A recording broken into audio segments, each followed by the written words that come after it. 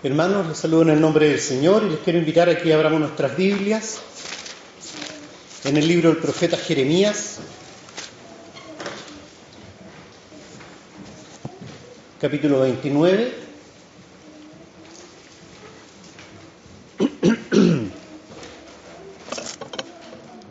Jeremías, capítulo 29. Vamos a leer de los versículos 4 al 7.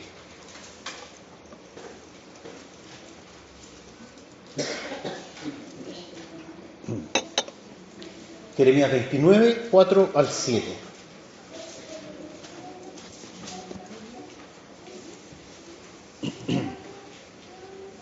Dice así la palabra del Señor.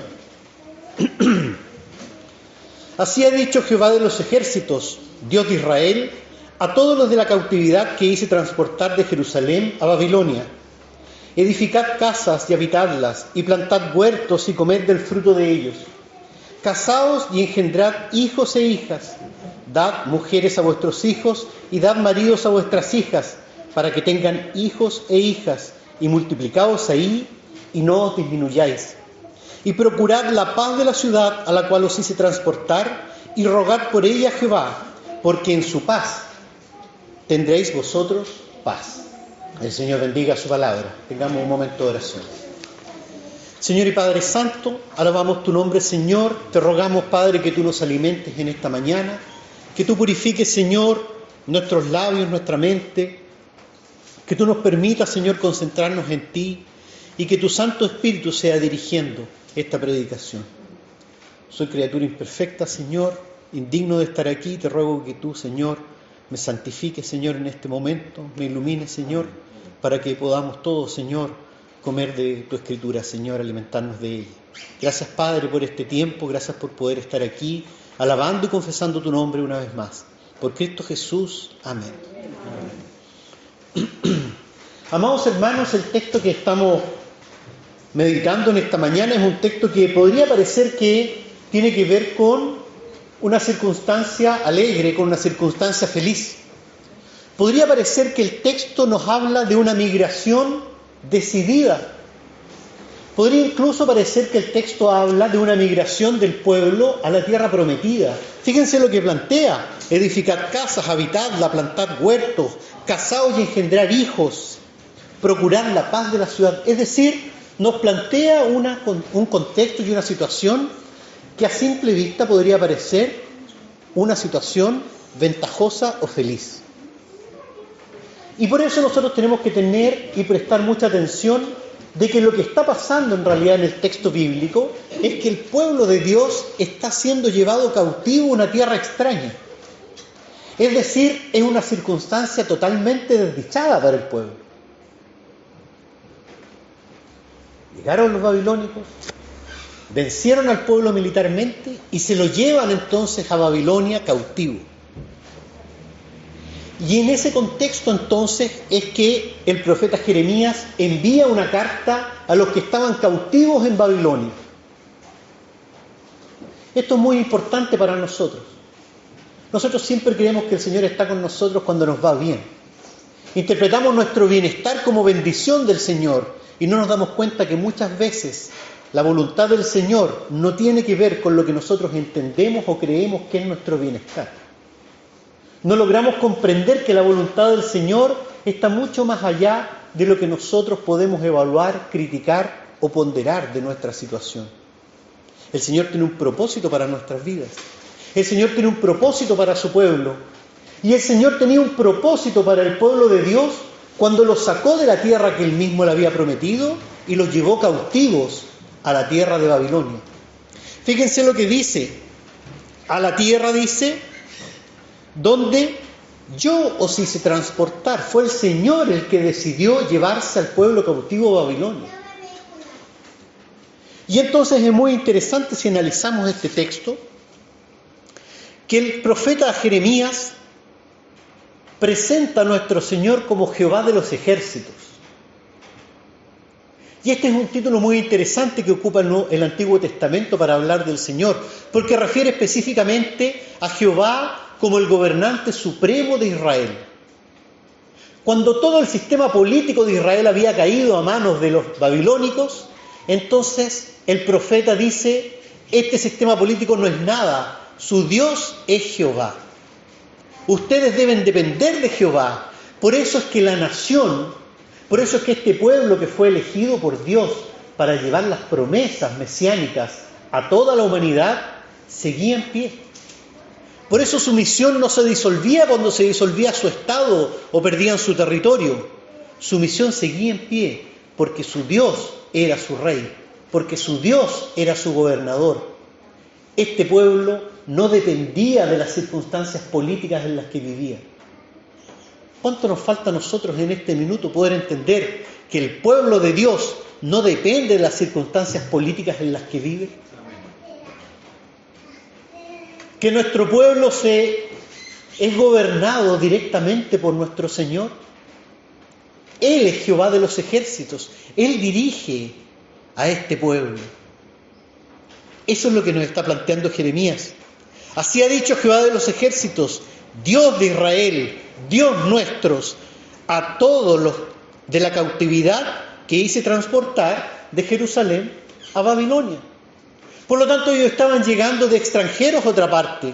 Y no solamente de extranjeros, porque uno puede llegar a otra parte de extranjero con todos los derechos o ser bienvenido. Ellos estaban llegando de esclavos, estaban llegando de siervos a este lugar. No era una circunstancia dichosa. Muchos en el pueblo creyeron que Dios los había abandonado. Muchos en el pueblo creyeron que esa cautividad era el desconocimiento del pacto de Dios con el pueblo. Y era totalmente al contrario.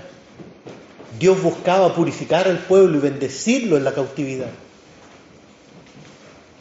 Por eso entonces es que frente a esta circunstancia adversa políticamente, frente al desmoronamiento absoluto de las instituciones políticas de Israel, el Señor les da órdenes al pueblo. El Señor los manda a vivir en la cautividad, pero los manda con encomiendas, con encargos muy claros. Y miren lo que dice en el versículo número 5, si me siguen. Dice, edificad casas y habitadlas, y plantad huertos, y comed del fruto de ellos. Es decir, si ustedes realmente siguen siendo mi pueblo, lo que ustedes deben hacer al medio de esta ciudad, la distinción característica de los hijos de Dios en la ciudad, es que ustedes deben trabajar. Es que ustedes deben empeñarse en producir. Es que el cristiano permanentemente debe ser ejemplo de trabajador, debe ser ejemplo de empleador, debe ser ejemplo de ciudadano. El verdadero cristiano no es alguien que se salta las leyes, ni siquiera las del tránsito. El verdadero cristiano es aquel que cumple con las leyes de la ciudad. Es aquel que pone todos sus talentos y energías en producir y en hacer fructificar la ciudad donde habita. Ese es el testimonio cristiano. ¿Qué sacamos con dar testimonio de Cristo si somos malos trabajadores? ¿Qué sacamos de dar testimonio de Cristo si somos malos estudiantes? ¿Qué sacamos de dar testimonio de Cristo si somos malos en la calle? Si tiramos basura, si no respetamos las leyes, si no respetamos a nuestras autoridades, a carabineros. El verdadero cristiano es aquel que trabaja sistemáticamente por la fructificación de la ciudad en la que habita. Por eso es que recibimos a todos los hermanos que vienen de distintas partes del mundo a vivir en este país, cuando vienen a trabajar en paz, a fructificar con nosotros, a hacer crecer este país. Así como muchos de nosotros han ido a otros países, o familias nuestras han ido a otros países, a hacer crecer otros países. El verdadero cristiano tiene el encargo de edificar casas, habitarlas, plantar huertos, comer del fruto de nuestro trabajo. Ese es el destino del hombre desde el jardín del Edén, comer del fruto de nuestro trabajo. Trabajar juntos por el bienestar de esta ciudad. Eso es lo que celebramos hoy. El trabajo conjunto, todos, hayamos o no nacido en esta tierra, el trabajo conjunto por el bienestar de esta patria.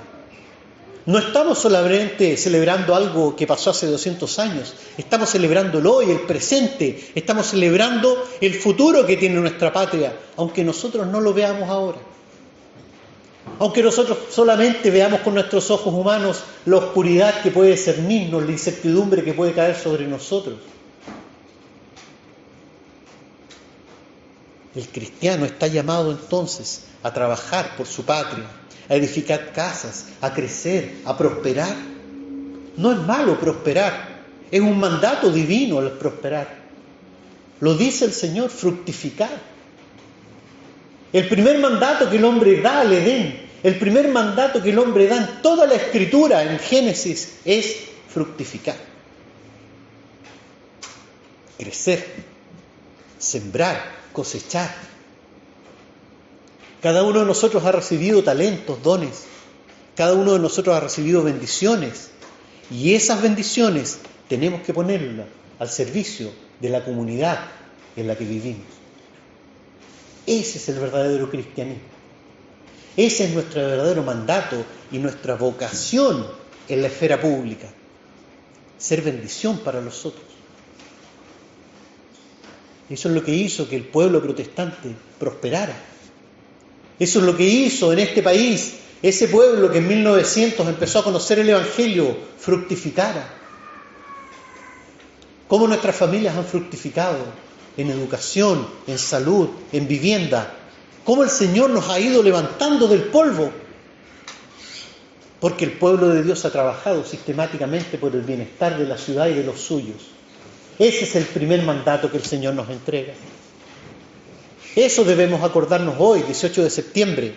Estamos para hacer fructificar este país. Ese es nuestro testimonio. Pero además, agrega el profeta más mandatos de parte del Señor. Y en el versículo 6 dice: casaos y engendrad hijos e hijas, y dad mujeres a vuestros hijos, y dad maridos a vuestras hijas, y dad para que tengan hijos e hijas, y multiplicaos ahí, y no os disminuyáis. Por lo tanto, este mandato del Señor para nosotros en esta ciudad, en este país, no solamente trabajar por el bien de nuestro país, sino que el mandato fundamental que tenemos y a través del cual damos testimonio es construir familias. Nosotros trabajamos por el país, nosotros hacemos bien al país cuando el pueblo de Dios construye familias. Cuando reivindica la familia como un valor fundamental dado por Dios a la sociedad. Cuando vuelve a proclamar frente a este mundo que la familia es el núcleo central establecido por Dios para habitar este mundo. Para hacer que este mundo conozca el Evangelio. Por eso que nosotros no podemos esperar que la familia sea dada por otros. Por eso nosotros no podemos esperar que la familia la hagan otros. Nosotros tenemos que hacer la familia. Nosotros no podemos esperar que nuestros hijos reciban valores en el colegio. Los valores cristianos se reciben en nuestros hogares, en nuestra casa. Es ahí donde se conforma el carácter y el corazón de un verdadero hijo de Dios. No es en una ley de educación, no es en un currículum escolar, es en tu hogar, es en tu casa.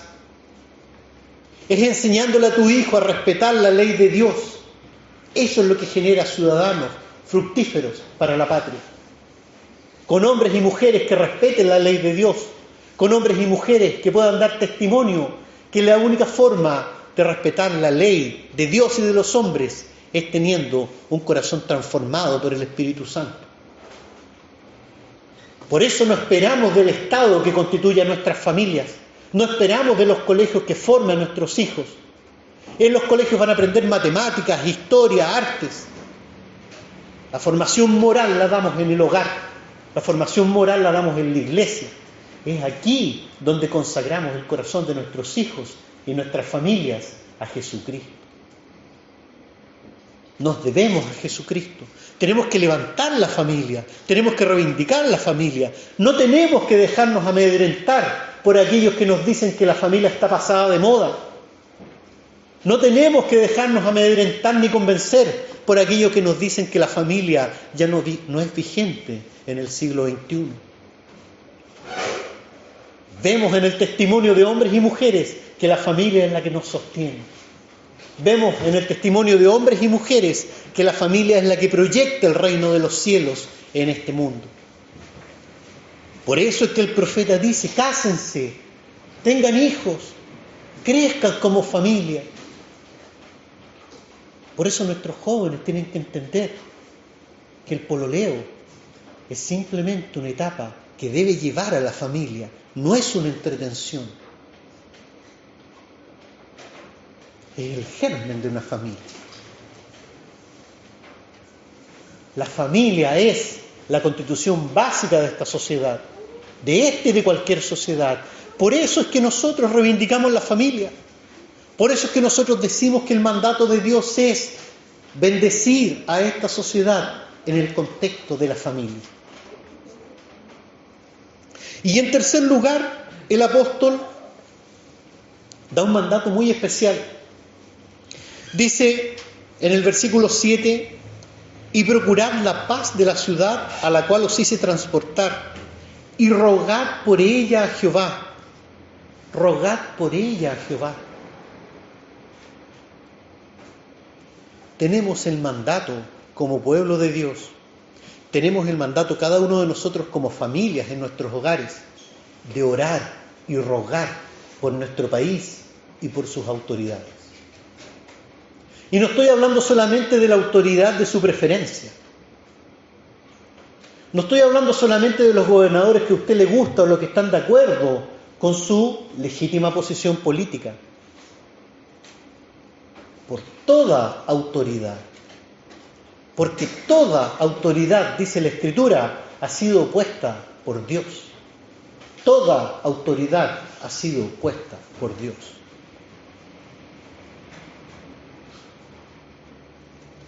Rogad por ella a Jehová. ¿Pero qué dice el profeta? ¿Rogad por los que los llevan cautivos? ¿Rogar por este imperio idólatra? ¿Rogar por estos salvajes que se llevaron a sangre y fuego al pueblo cautivo? ¿Sí? Por ellos, el profeta dice: rogad por esa ciudad. Pedir al Señor que muestre misericordia por esa ciudad. En la carta del apóstol Pablo a Timoteo, en la primera carta del apóstol Pablo a Timoteo, en los dos primeros versículos del capítulo 2, dice así: exhorto ante todo a que se hagan rogativas, oraciones, peticiones y acciones de gracias por todos los hombres, por los reyes y por todos los que están en eminencia, para que vivamos quieta y reposadamente en toda piedad y honestidad. El apóstol Pablo pide orar por los reyes y todos los que están en eminencia. Y cuando uno revisa la historia bíblica y revisa cuándo fue escrita la carta del apóstol Pablo a Timoteo que estamos leyendo, fíjense ustedes que esta carta fue escrita mientras era emperador Nerón. Nerón, el que iluminaba a Roma con las antorchas de cristianos quemándose, el que llevaba a nuestros hermanos al circo de los leones. Y el apóstol Pablo pide orar por los reyes y los que están en autoridad. Nuestro deber como cristianos en esta sociedad es orar por nuestras autoridades. Nuestro hermano lo hizo en la oración de intercesión. Debemos rogar por nuestras autoridades, porque nosotros sabemos y nosotros debemos dar testimonio que todo bienestar para esta ciudad, que toda sensatez de nuestras autoridades, que toda sabiduría que puedan tener nuestras autoridades, solamente puede venir de Dios. Que no hay un programa político que vaya a salvar a esta sociedad. Que no hay un presidente iluminado que vaya a solucionar los problemas de esta sociedad, sino solamente el Evangelio, porque el Evangelio transforma la sociedad, porque el Evangelio transformó nuestras vidas en algún minuto, porque el Evangelio transforma al hombre, porque el Evangelio transforma a la familia. No hay políticas sociales que transformen la familia, el Evangelio transforma a la familia. Por eso tenemos que rogar por nuestras autoridades. Por eso tenemos que seguir sembrando la semilla del Evangelio. Por eso debemos renovar eso que en algún minuto como Iglesia Evangélica dijimos en este país: Chile para Cristo. Chile para Cristo. Que Chile sea de Cristo. Cada uno de nosotros en nuestra casa nos quejamos y nuestros hijos nos escuchan quejarnos en torno a la desdicha, en torno a la delincuencia, en torno a la violencia. ¿Estamos haciendo lo suficiente para que Chile sea para Cristo? ¿O seguimos esperando del Estado la solución? ¿Seguimos esperando la solución de los hombres? ¿O trabajamos cristianamente por el bienestar de esta ciudad, rogando por nuestras autoridades, sembrando el Evangelio de gracia, de misericordia, de perdón, de bondad, que puede cambiar el corazón de hombres y mujeres? Durante muchos años la Iglesia cristiana ha trabajado en las cárceles. Y durante todos esos años que la Iglesia ha trabajado en las cárceles ha quedado una sola cosa clara: el único que puede cambiar a un hombre o una mujer es Jesucristo. Millones de dólares invertidos en cárceles, en programas de rehabilitación, en gendarmes, en asistentes sociales, en psicólogos. Nadie puede cambiar el corazón del hombre si no es Jesucristo.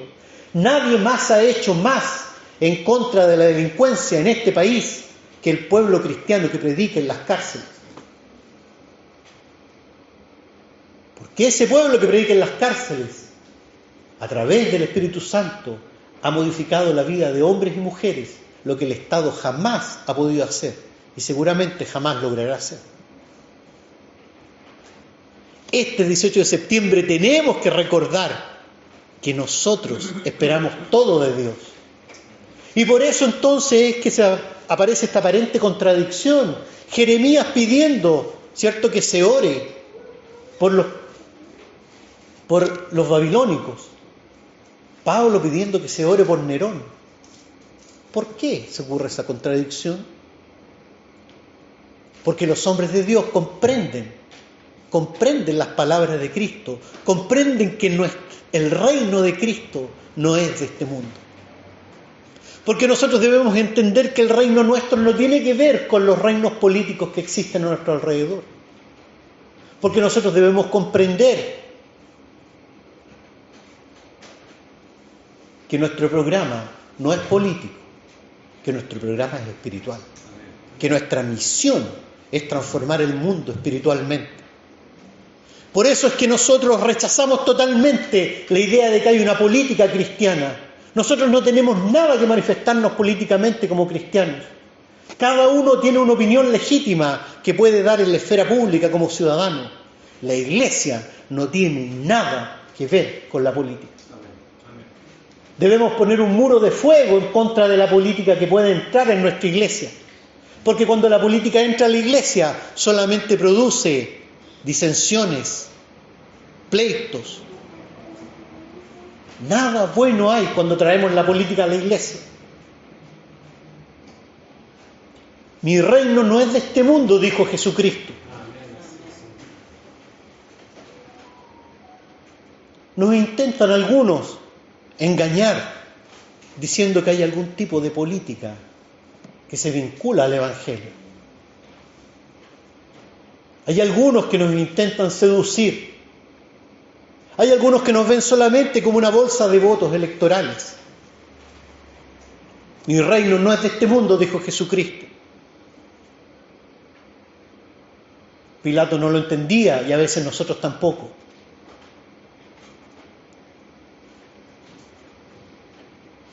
Cuando la Iglesia se ha vinculado con la política, lo único que ha hecho es perder el norte que tiene la Iglesia, que es ser fiel a Jesucristo y predicar el Evangelio de salvación.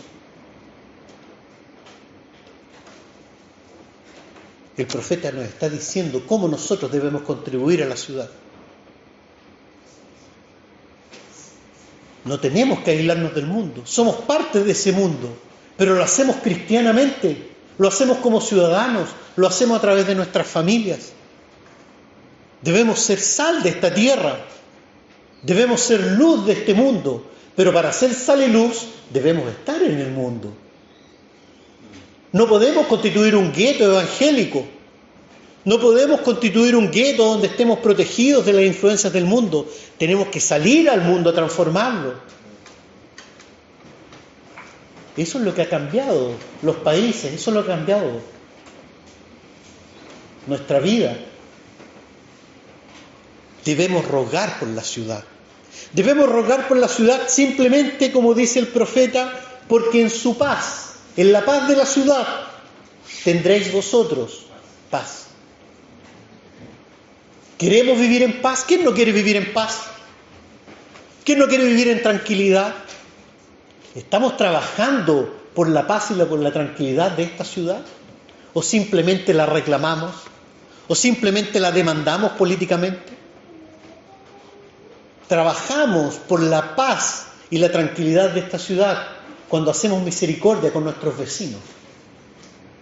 Así trabajamos por la paz de esta ciudad. Cuando ayudamos al necesitado, así trabajamos por la paz de esta ciudad. Cuando pagamos nuestros impuestos, así trabajamos por la paz de esta ciudad. Cada uno en su puesto trabaja por la paz de la ciudad cuando desarrolla su verdadera vocación cristiana, en consagración, en evangelio, en testimonio. Esa es nuestra labor. No hablamos muchas veces de esto. No reflexionamos mucho de esto. Pero es necesario hoy que es nuestro día patrio, hoy que celebramos, ¿cierto?, el 18 de septiembre. Somos parte de esta ciudad. Y por eso es que el pastor nos ha invitado, y ese es el sentido que queremos que todos tengan con nosotros. No cantamos la canción nacional aquí en el templo. No bailamos cueca aquí en el templo. Lo hacemos como congregación en la vía pública. Ahí, de cara al país, de cara a nuestros vecinos, celebramos este país. Y el templo es solo y única y exclusivamente para adorar el nombre del Señor. Nada más puede ser hecho en el templo. Nada más puede ser hecho en el templo. Y posteriormente, como ciudadanos, celebraremos afuera y bailaremos cueca y comeremos una empanada. Participamos de esta patria. Estamos contentos de esta patria. Damos gracias al Señor porque nos puso en esta patria. Pero debemos recordar siempre que nuestra verdadera patria está en los cielos. Somos peregrinos en este lugar. Somos extranjeros y peregrinos en este lugar. Estamos aquí como peregrinos juntos caminando por esta tierra. En este caso, el Señor nos hizo peregrinar en Chile. Glorificamos el nombre del Señor por eso. Pero somos peregrinos aquí. Por eso, si vamos a la lectura alternada que tuvimos, si ustedes la recuerdan, en el libro de los Hebreos, nuestro hermano Enrique nos dirigía la lectura alternada y dice en el versículo 8: por la fe Abraham, siendo llamado, obedeció para salir al lugar que había de recibir como herencia, pero salió sin recibir donde iba. Por la fe habitó como extranjero, ¿cierto? Y el 10 dice: porque esperaba la ciudad que tiene fundamentos. La ciudad que tiene fundamentos.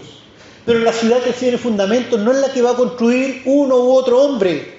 La ciudad que tiene fundamentos no es la que va a tener o la que se va a hacer cargo un partido político u otro. La ciudad que tiene fundamentos es aquella ciudad cuyo arquitecto y constructor es Dios. De esa ciudad somos ciudadanos. Nuestra ciudadanía está en los cielos, dice el apóstol a Filipenses. Allá está nuestra ciudadanía. Estamos aquí. Glorificamos al Señor por estar aquí. Contribuimos a este lugar donde estamos, pero nuestra conciencia debe ser permanentemente que nuestra ciudadanía está en los cielos. Que la única sociedad perfecta, que la única ciudad perfecta es aquella donde el constructor es Dios mismo. Donde el arquitecto, el planificador, el que la piensa, el que la diseña, es Dios mismo. Y esa será la nueva Jerusalén. de allá en nuestra ciudadanía, glorificamos al Señor por eso. Glorificamos al Señor porque nuestra esperanza está puesta allá y caminamos juntos hacia allá y trabajamos en esta tierra por el bienestar de esta ciudad, en tanto caminamos a nuestra verdadera patria.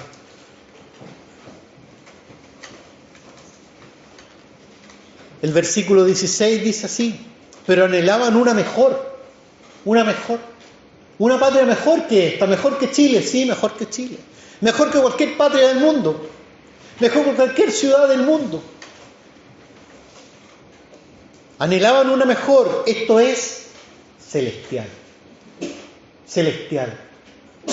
Que nadie nos engañe. No nos dejemos engatusar con esto. Nadie va a traer el reino de los cielos a la tierra vía política. Nuestra patria, dice la Escritura, es celestial. Por lo cual Dios no se avergüenza de llamarse Dios de ellos, porque les ha preparado una ciudad. El Señor nos ha preparado una ciudad. El Señor nos ha preparado moradas.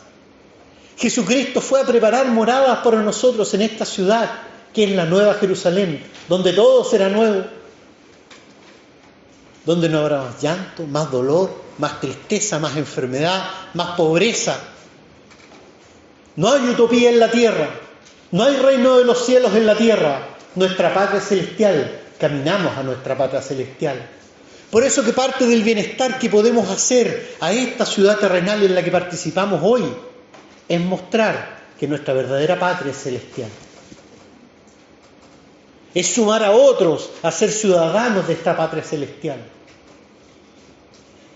Por eso es que siempre el cristiano ha sido llamado a acoger como hermano al extranjero, porque sabe que la patria de este mundo no lo define, porque sabe que esta patria de este mundo es circunstancial, porque sabe que la verdadera patria es celestial.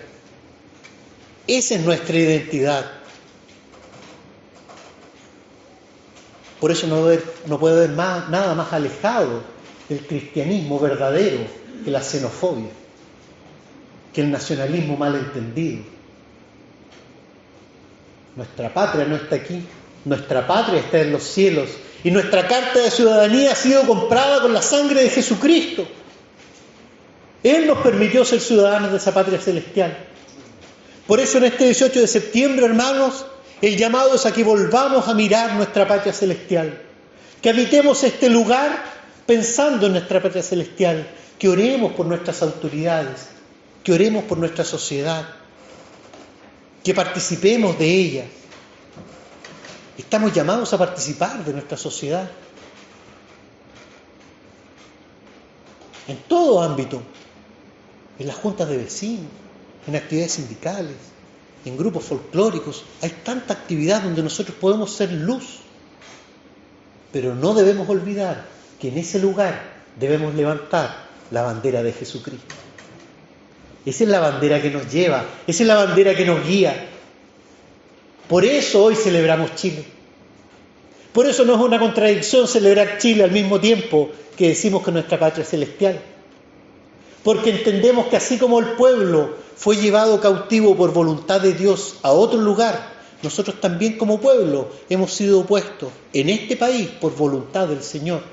Trabajemos por el bienestar de Chile, trabajemos por la paz de Chile, trabajemos por la prosperidad de Chile. Ese es el llamado que el Señor nos hace, porque nos ha puesto en este lugar. Eso celebraremos hoy. Nuestra verdadera patria está en los cielos. Quiere el Señor llevarnos a ese destino maravilloso. Quiere el Señor permitirnos ser bendición en esta tierra mientras caminamos hacia nuestro verdadero hogar que está en los cielos.